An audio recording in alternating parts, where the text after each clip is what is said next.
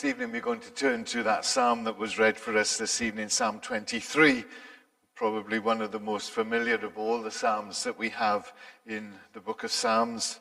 And it's unfortunate that it's only mainly used at funerals, where somebody might take some of the words and remind us of some of the truths that lie within this psalm.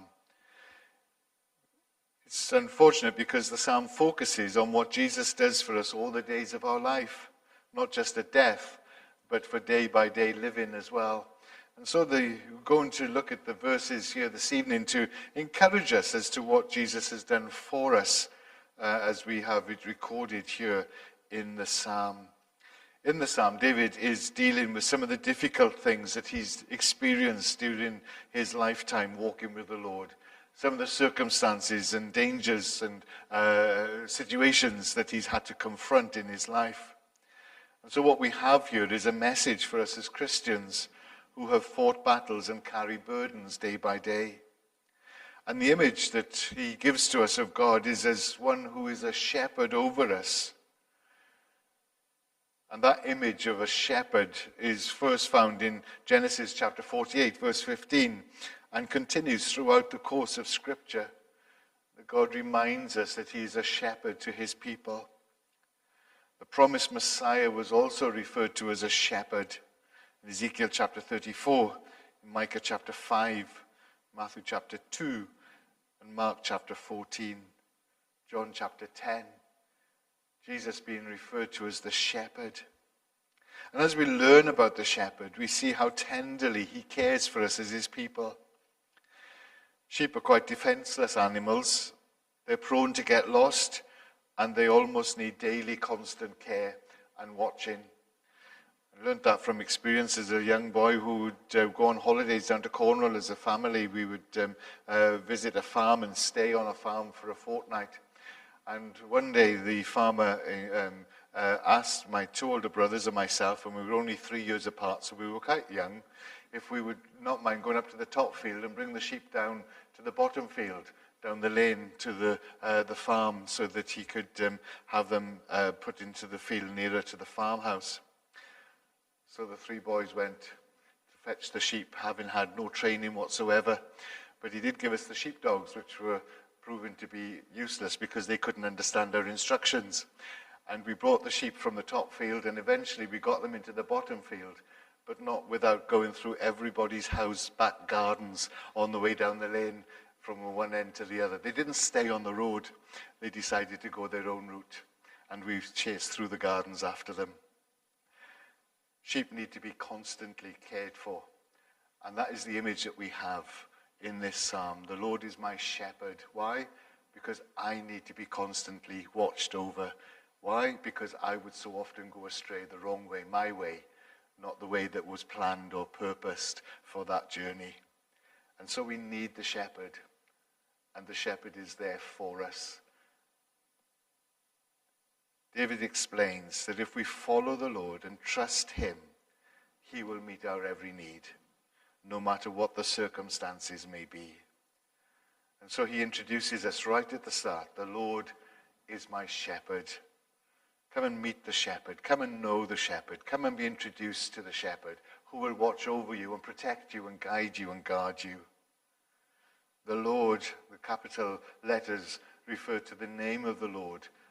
The Lord is my shepherd. He is no other than God, Jehovah God, the covenant-making God, who has made a covenant to be the one that we can trust, to be the one who will watch over us, to be the one who will be with us to the very end. The God of Israel, the God of his people.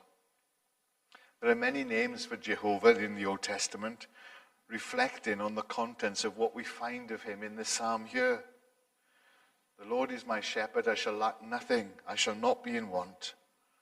Jehovah Jireh, the Lord will provide. This is the shepherd. That's why we will lack nothing, because he is the God who has declared he is our provider. The still waters, Jehovah Shalom, the Lord our peace, taking us to quiet places where we might know his peace from all the troubles and trials that life brings us. The Lord who heals, Jehovah Rapha, he restores my soul. He puts his healing hand upon my troubled heart and heals me. The Lord our righteousness, he leads us in the right path, in the ways of righteousness. The Lord Shammah, you are with me. The Lord is there. The presence of my enemies, the Lord is our banner. He is the one who holds up his banner over us and protects us from our enemies. The Lord, my anointed head, the Lord who sanctifies me. He anoints my head with oil. He sanctifies me. He cleanses me and brings me into his presence. Three key things come from the things that he talks about the shepherd for us. The fact of intimacy, the Lord is my shepherd. I am known to my shepherd. Just as the sheep know his voice and they follow him, so I know him. We will hear his voice. We will follow him because he is our shepherd. The Lord is my shepherd. In Exodus chapter 3, God says to Moses that God, Yahweh, shorthand for I will be present, that is what I will be. Yahweh, the Lord, will be there for whatever my people need me to be for them. I am the Lord who is present. God is with us. He is ever present. There's that intimacy. We need to remember that the Lord is more than just a title. It's his name. It's not just a title.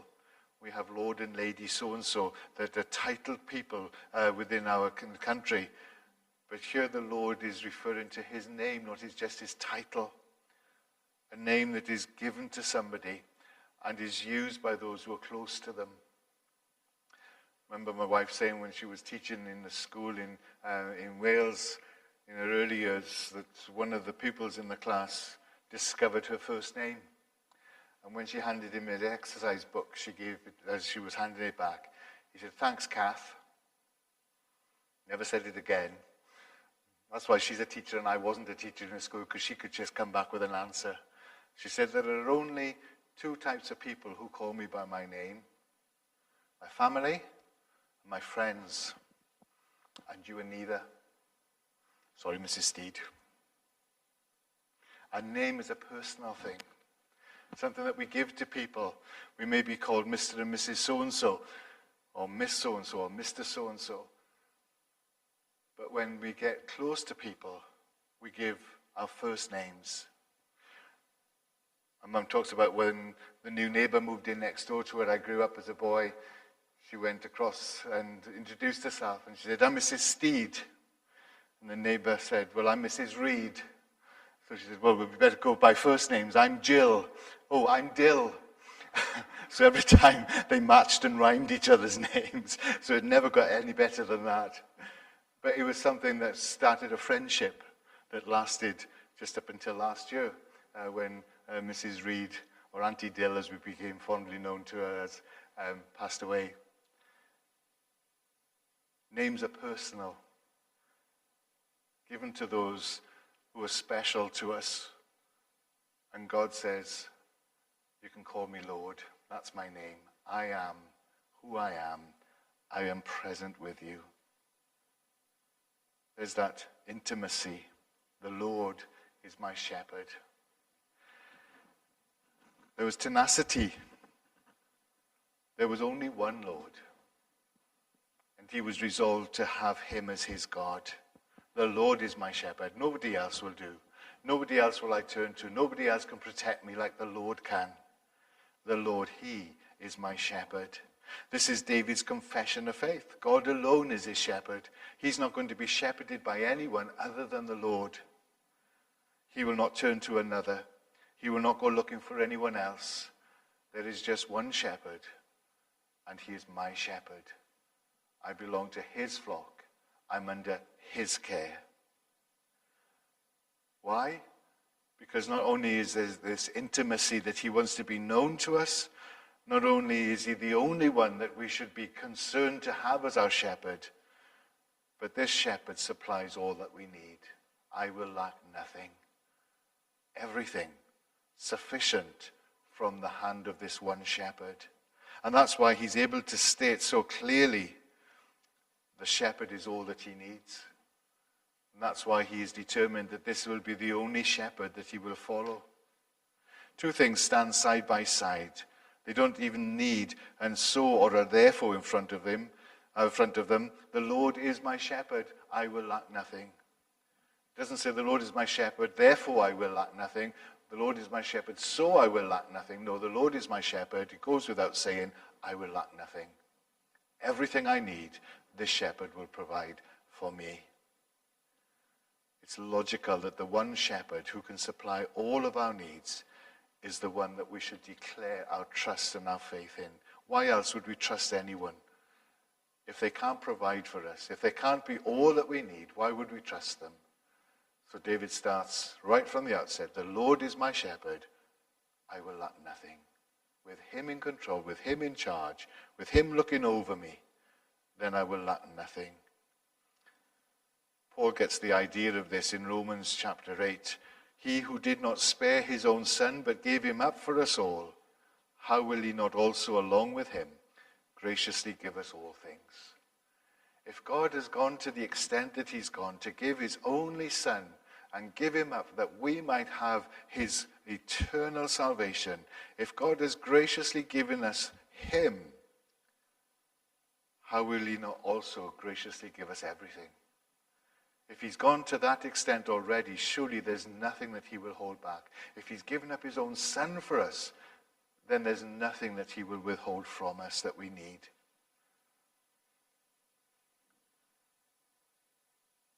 How is the Lord qualified to be our shepherd? What gives him the right to be our shepherd? What qualities does he have to be the shepherd that we so need and desire? Verses 2 and 3, the shepherd's daily competence. First of all, the competence of the shepherd.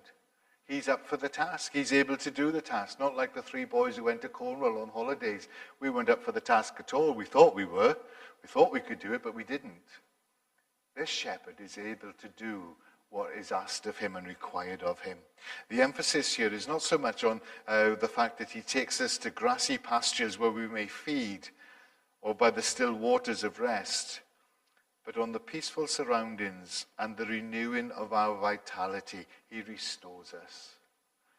Not only does he feed us and water us, those are the basic things that we need. He restores us. We can eat and we can move on. We can drink and be refreshed. But the shepherd restores us. Not just providing what we need just to nourish us, but to restore us. That we're in good health. Not just carrying on, feeling the burden and the pressures and the load that we carry, but he restores. He renews us. The shepherd leads us on paths that he knows are the right ones. And he does so on account of his name. He leads me beside quiet waters. He restores my soul. He guides me in the paths of righteousness for his name's sake. His name is on the line.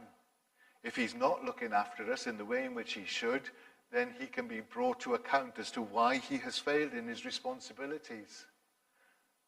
For his name's sake, he cares for me. His reputation is at stake. If he doesn't care for his people as he has promised to care for his people, then he is not up to the task. So God's name is at stake if he does not provide for his people, if he does not care for his people as he has promised to do so. So he will care for us because he has promised to do so, and he will not tarnish his reputation by denying us the things that he's promised us. He's up to the task, and he does it because his reputation is on the line. The shepherd cares for the sheep because he loves them. He wants to maintain his own good reputation, and he wants to keep his sheep in good health, in good state. He is a faithful shepherd. And so he proves himself to be all that he should be. He knows how to refresh his flock. He knows where to lead his sheep. No matter what the season may be, He knows the paths that he should take so that they can feed and they can be healthy. The shepherd knows how to supply their day-to-day needs. And it says a lot about a shepherd who knows exactly what the sheep needs from day to day. That's how intimate he knows us. That's how much he understands us. This is the usual requirement of the shepherd, the bread and butter of the task. They need food and they need drink. And so that goes without saying. He provides that for them. As his sheep, we're in need day by day of the very basics of life. And as our shepherd, he provides for us. But there are also times when we will go through difficulties. Not the normal day-to-day things, but the trials and the pressures and the temptations of life. And he's up to that task as well. Not only does he maintain us on the day-to-day things, but he's there for those extraordinary circumstances that we will face. For the most part, our day-to-day needs are the ones that we are very mindful of. It's the routine way of life. And each day that comes, we are to give thanks to the Lord for the things that he has provided for us, our food, our clothing, our family, our friends, those things that at the end of the day we can thank him for and appreciate that he has provided for us all the basic things that we've needed. We may not get run down every day or run over, but we may get run down. We may not get knocked down, but we may feel the burdens and the pressures. And for those times too, he will be there to provide for us the strength, the courage, the trust. Sometimes we can be spiritually and physically exhausted. Our energies can be sapped from us, and we need someone who can restore our lives. And we do that by staying close to the shepherd, who will see what we need and equip us and provide for us in those situations. The verb used means he is shepherding me, continually caring, providing, guarding us. The psalm says he led them. He provided food and water for them. He took care for them when they were weary, bruised, cut, or sick. He rescued them when they strayed. He knew their names, assisted in delivering the lambs. In every way, he simply loved them and cared and watched over them. We learned what it is to enjoy the Lord's day-by-day care for the routine daily needs and for the extraordinary times when we need to lean on him all the more. We love him because he's not just there for us at crucial times, but day-to-day times too. The mundane, he's still there, caring for us as deeply as he would when we are going through trials and difficulties. Psalm 68 verse 19 sums it up lovely. Blessed be the Lord who daily bears us up. Blessed be the Lord who daily bears us up. Each day he's been there to provide and to care for us as our shepherd. The shepherd's daily competence. He knows what we need and he's up to the task. Verse 4, the shepherd's clearer presence. Down in the valley, he talks about the dark times, the difficult times. The valley was a dangerous place for the sheep, often clothed in deep darkness with steep slopes to navigate through. They were treacherous places to take the sheep. But even down in the valleys, the shepherd is with them. To add to the difficulties, there would be wild animals waiting to attack. All in all, it was the sheep's worst nightmare to be taken through the valley because they couldn't see very well, the slopes were steep, and there were animals that would have attacked them at any early chance. But here we have a picture of the life-threatening, fearful situations that sometimes we have to pass through. We're not exempt from the valleys of the shadow of death. And what we find is that in the valley of the shadow of death, we can prove to be just as much in the right path as when we're on the paths of righteousness, that the Lord leads us in both, on the paths of righteousness and through the valley. He has a plan and a purpose for taking us that way. Despite the dangers and the trials and the unknown, the psalmist tells us that there's to be no fear because the shepherd is present. As much as when he's leading us to still waters, when he leads us through the valleys, he's still present. He's there. And the one that we've trusted at the still waters is the one that we trust in the shadow of the valley of the darkness. You are with me. You are with me. And that's what makes it possible. And that's what keeps us secure and safe. The fact that we are not there abandoned, but we are there by his design. And he knows our needs. And he will continue to be the shepherd who provides and cares for us. Up until now, the psalm has been speaking directly to us about the shepherd. He is my shepherd. This is what he does. But here is a change in verse 4. He's speaking directly to the shepherd himself. And he says, even though I walk through the valley of the shadow of death, I will fear no evil, for you are with me. He's talking directly to the shepherd. He's not telling us about the shepherd. He's speaking to the shepherd. You are with me. Your rod and your staff, they comfort me. It seems like the troubles and the darkness has driven him closer to the Lord, bringing that deeper intimacy and closeness with him. It's not that he was distant before, but now he feels his closeness and he realizes just how close to him he keeps us. The closer we come to the shepherd, the safer we feel. When a child becomes fearful, they run into the arms of their parent. They look for somebody where they can be held and try and feel secure. And this is what David is saying in this psalm. You protect me. You provide for me. You comfort me. You keep me close. Your rod and your staff, they comfort me. He has with him as the shepherd everything that he needs to carry out his task. The staff to guide and control the flock, and the rod to hit anything that might come to attack his sheep. This loving, caring, providing shepherd wasn't afraid to kill when it came to defend his sheep. He was not a pushover. Why else would he carry a rod and a staff if he wasn't prepared to use it? They were there as a means of protecting his flock. Shepherds had to be up to the task in protecting their sheep.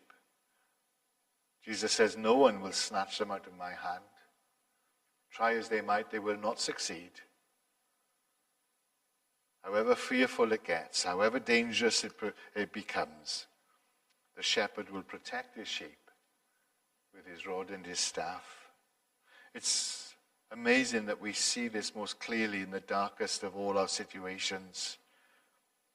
We sense the Lord's willingness to stand there and protect us and provide for us in those most difficult and hard days.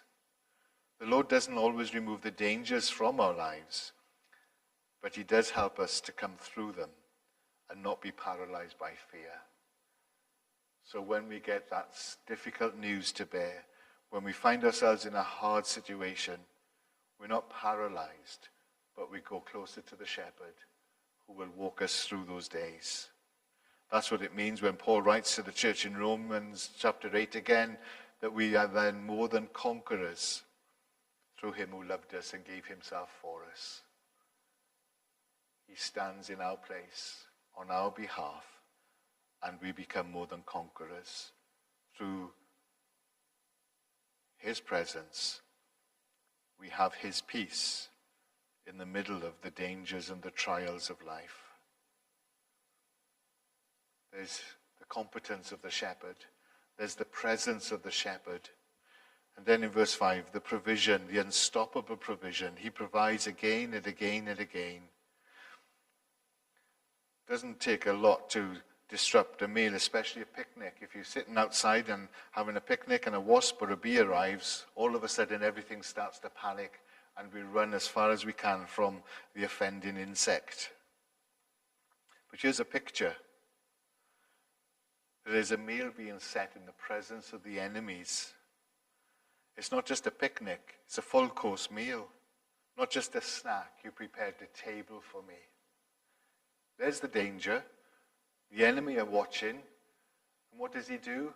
Grab a sandwich and we'll run. No, let's sit down and enjoy a meal together. And he sets a table.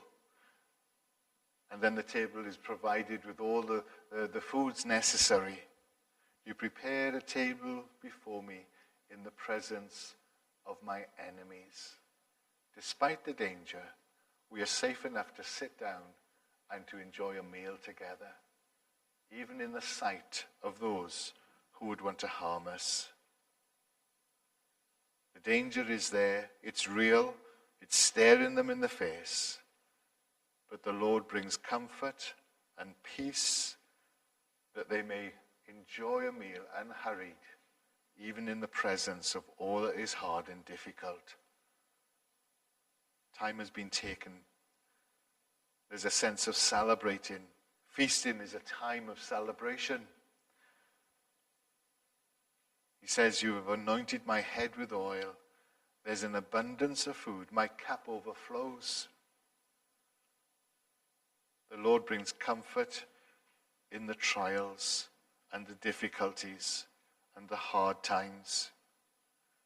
He takes time to sustain, to nourish him, to strengthen him. And all the enemy can do is to watch,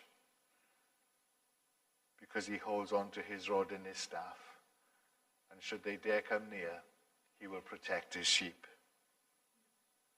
If the shepherd is able to do this, there is no situation or circumstance that we can find ourselves in where he will not be our shepherd to guard his sheep. No matter what the circumstances, the shepherd sustains his sheep.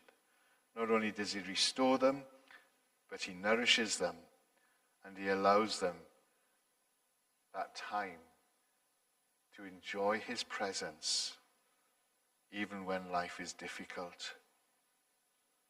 And then finally, he talks about abiding rest in verse 6.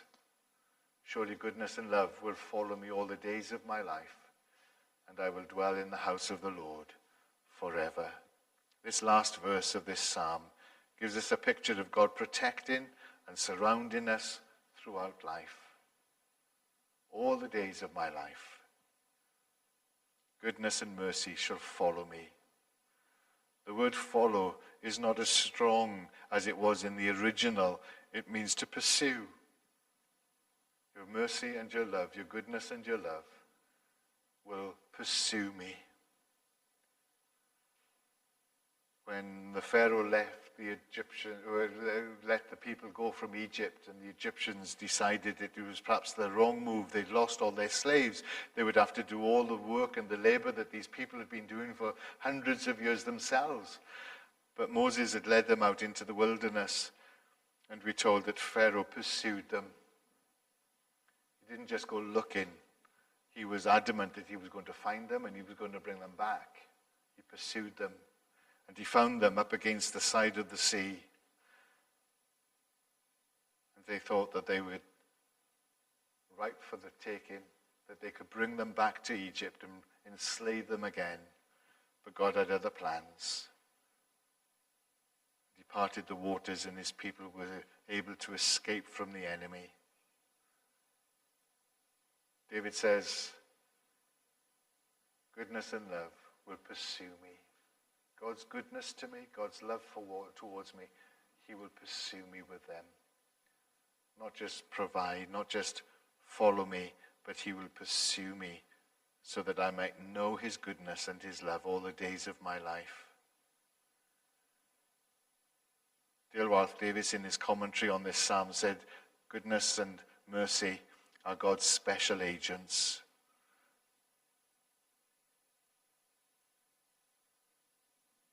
David is not being naive. He writes this psalm with conviction.